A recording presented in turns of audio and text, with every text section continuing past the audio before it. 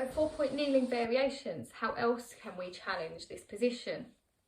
So I'm going to look at the rotational element of this. So the best way to look at this generally is to start moving that leg out of the plane of movement, because the leg is heavy and it wants to kind of pull the body with it, and what you're going to try and do is keep the body nice and stable.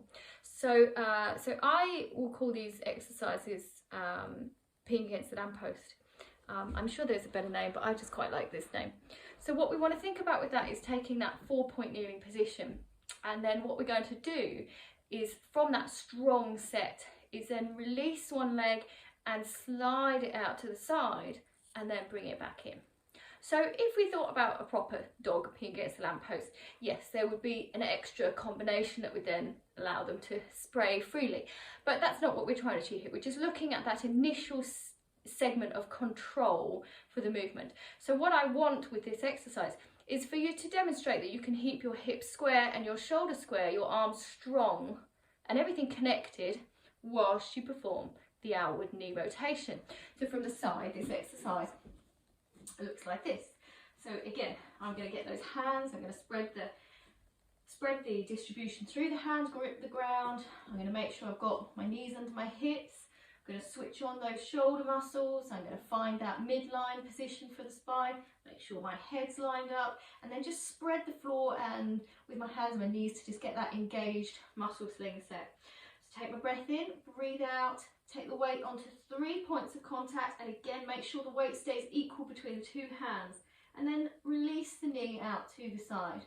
So what I don't want to do as I do my little leg pee exercise is turn my body with that knee. So while there may be benefits to continuing the movement out to the side, what I tend to find is that people then start to move too early, and it just ends up becoming this big messy global movement, which again, the purpose of this exercise for me is to try and challenge your spinal central stability.